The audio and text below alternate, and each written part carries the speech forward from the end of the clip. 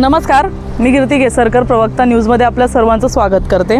गेल्या काही दिवसांपासून एक रिसॉर्ट जे आहे ते प्रचंड व्हायरल झालं। त्याचं कारण म्हणजे एका शिवसैनिकाचा या ठिकाणी मृत्यू झाला आणि त्या संपूर्ण गोष्टीचा भुगतान म्हणजे तुम्ही पाहू शकता माझ्या मागीचं हे रिसॉर्ट आधी कसं होतं हे पिक्चर्स आम्ही तुम्हाला दाखवतो। त्यानंतर आज पहा हे रिसॉर्ट आज कसं आहे। आपण जर एक रिसॉर्टमध्ये इन्व्हेस्ट करायला गेलो तर कोट्यवधींचा खर्च असतो, परंतु कोट्यवधींचा खर्च निस्तानाबूत झालेला आहे, ते पण काही अशा लोकांच्या चुकीमुळे ज्या रिसॉर्टची नव्हती किंवा असतीलही त्यांचा काही दूरदूरचा संबंध असेल। या संपूर्ण प्रकरणामध्ये मुख्यमंत्र्यांनी एका दिवसातच आदेश दिले, 24 तासात कारवाई झाली आणि काहीच तासात नायक बनलेले मुख्यमंत्री यांनी उद्ध्वस्त केले 150 परिवारांचं हे रिसॉर्ट। 150 परिवारांचं घर, त्यांचं पोट या रिसॉर्टवर चालत होतं। आज महिला रस्त्यावर आलेले आहेत, त्यांची परिस्थिती बघा काय झालेली आहे।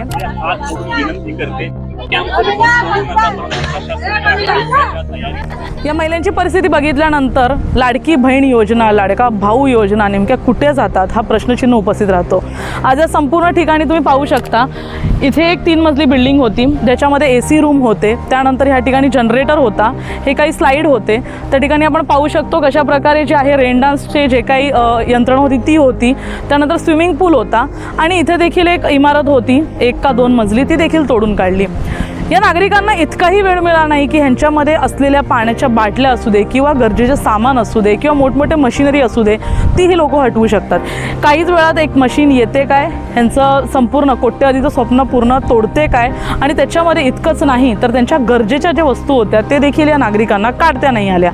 या संपूर्ण प्रकरणामध्ये मुख्यमंत्र्यांच्या या एका निर्णयामध्ये आज या संपूर्ण गोष्टीमुळे महायुतीला याचा मोठा फटका बसलेला आहे। बहिणीचा जो तुम्ही सन्मान केला, 1500 रुपये टाकणार हे योजना काढली, तुम्हाला ते शोभते का? आज लाडकी बहिणीचं तुम्ही रिसॉर्ट जर उद्ध्वस्त केलं ते कितपत तुमचं योग्य आहे? जर मुख्यमंत्री बनवला ते कशासाठी?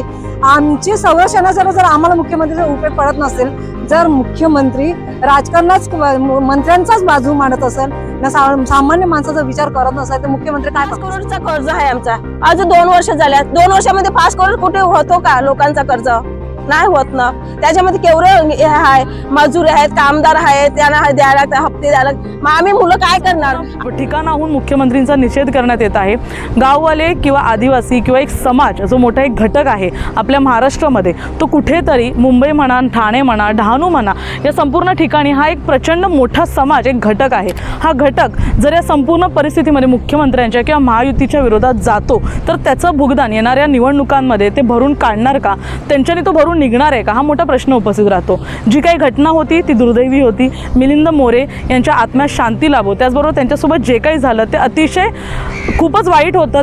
त्यांच्या सर्वांच्या ज्या आहेत त्या सिंपती त्यांच्यासोबत आहेत, परंतु या संपूर्ण घटनेमध्ये आज या कोट्यवधी रुपयांचं झालेलं नुकसान, या समाजाचं झालेलं नुकसान कशा प्रकारे भरून निघणार किंवा त्याचं भुगतान कशा प्रकारे भरलं जाणार आहे, हा एक मोठा प्रश्न उपस्थित राहतोय।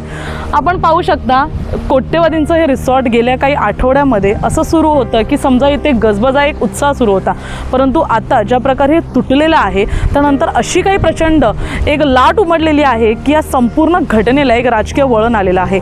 एका रिसॉर्टनी, एका घटनेने असं काही राजकीय वर्तुळ उमटवलंय ज्याचा भुगतान कुठेतरी आता मुख्यमंत्र्यांना भरावं लागणार, ते देखील येणाऱ्या निवडणुकांमध्ये।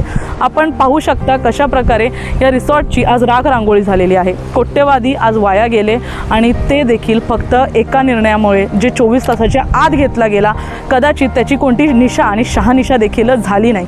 या संपूर्ण प्रकरणामध्ये शहानिशा न करता हा एक रागात घेतलेला पाऊल होतं, एक असा निर्णय होता ज्याच्यामुळे आज 150 परिवार रस्त्यावर आलेले आहेत आणि त्यांच्या डोळ्यातील अश्रू हे थांबत नाही आहेत। तर कमेंट बॉक्समध्ये आम्हाला नक्की सांगा की तुम्ही कोणासोबत आहात, रिसॉर्टवाल्यांसोबत, मुख्यमंत्र्यांसोबत, त्यांच्या निर्णयासोबत, की जे काही आता प्रकरण सुरू आहे त्याच्यामध्ये तुमची भूमिका काय आहे? धन्यवाद।